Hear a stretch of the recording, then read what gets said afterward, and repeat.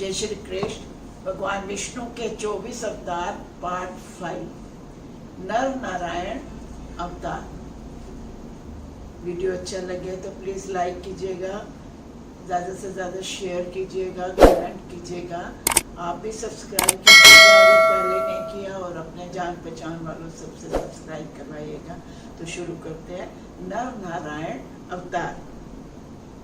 एक समय दमोदर राक्षस सूर्यदेव की घोर तपस्या करता है, जिससे सूर्यदेव प्रसन्न होते हैं और उससे वर मांगने को कहते हैं।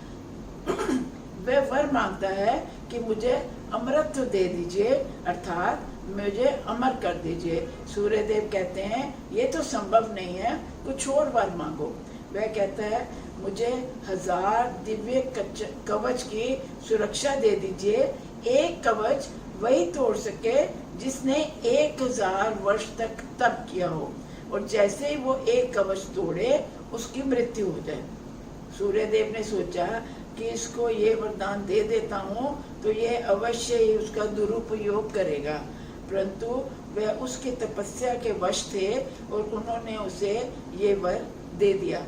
वरदान प्राप्त करते ही अपने आप को अमर समझकर सब पर घोर अत्याचार करने लगा वह, और सहस्त्र कवच नाम से प्रसिद्ध हुआ।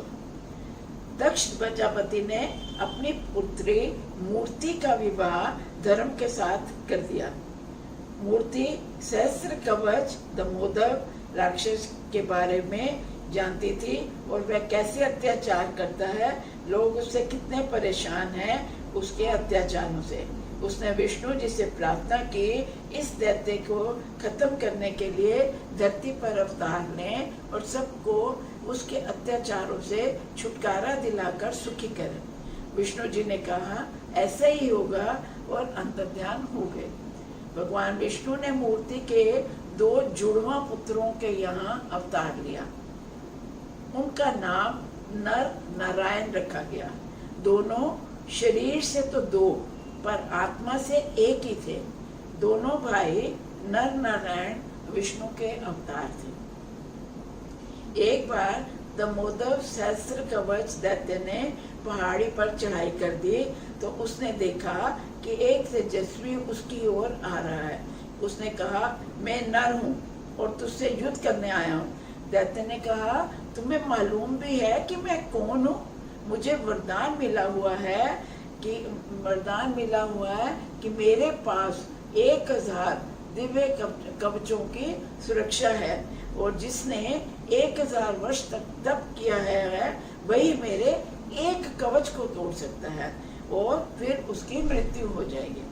नर ने कहा मुझे सब मालूम है, हम 2 भाई हैं, नर और नारायण।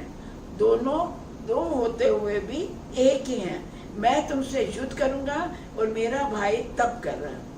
नर और दमोदर में घोर युद्ध हुआ।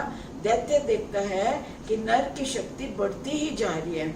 1000 वर्ष युद्ध पूरा करने होने पर नर ने दैत्य का एक कवच तोड़ दिया और दैत्य के मृत होकर भूमि पर गिर पड़ा। नारायण रूप अवतार के 1000 वर्ष तक पूरा हुआ और नर ने दैत्य का कवच तोड़ दिया। दैत्य सोचता है चलो एक कवच तो टूट गया तो कोई बात नहीं, पर नर तो मर गया।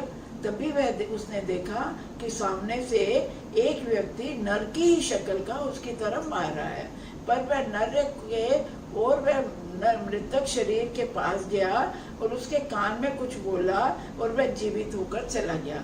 दैत्य समझ गया कि इसने 1000 वर्ष तपस्या से मृत्युंजय मंत्र की सिद्धि पा ली है। अब नारायण रूप ने दैत्य के साथ युद्ध किया और नर ने तपस्या। फिर इसी तरह हुआ। 1000 वर्ष पूरे होने पर दैत्य का दूसरा कवच तोड़ डाला और मृत्यु होकर गिर पड़ा। तब नर ने आकर नारायण को जीवित कर दिया और वह तपस्या पर चला गया और नर ने युद्ध शुरू कर दिया। इसी प्रकार 999 बार ऐसा हुआ। एक भाई 1000 वर्ष पूरे तप करता था और दूसरा एक कवच तोड़ देता था, और फिर दूसरा बारी बारी से आते थे। और कवच तोड़ देते थे। बार बार दोनों भाई ऐसा ही कर रहे हैं, एक तप करता और एक युद्ध करता। तप की शक्ति से दूसरा आकर जीवित कर देता और दैत्य के एक कवच को तोड़ देता। दैत्य समझ गया अब मेरी मृत्यु निश्चित है। दैत्य भयभीत होकर सूर्य लोक गया। सूर्य देव ने उसे अपनी शरण में सुरक्षा दी। नर नारायण ने कहा इसे हमें सौंप दो, और सूर्य ने ऐसा नहीं किया। तब नारायण अपने हाथ में जल लेकर सूर्य को श्राप दिया कि द्वापर में इस पापी का साथ देने के कारण तुम भी इसके पाप में भागीदार बनोगे। ऐसा वर्णन आता है कि दामोदर दैत्य सहस्त्रकवच ने द्वापर में कुंती ने सूर्य पूजा से पुत्र प्राप्त किया और पानी में बहा दिया, जो करण था। करण में सूर्य और सहस्त्र कवच राक्षस के गुण आए, इसीलिए करण का जो कवच था श्री कृष्ण पहले ही ले लेते हैं, क्योंकि उसके शरीर के कवच के अगर अर्जुन तोड़ देता तो वह उसी समय मर जाता। इस अवतार में नर नारायण रूप में तप करके लोगों के सामने उदाहरण रखा कि वह भी मेरी तरह परमेश्वर का तप और स्मरण करें। जय श्री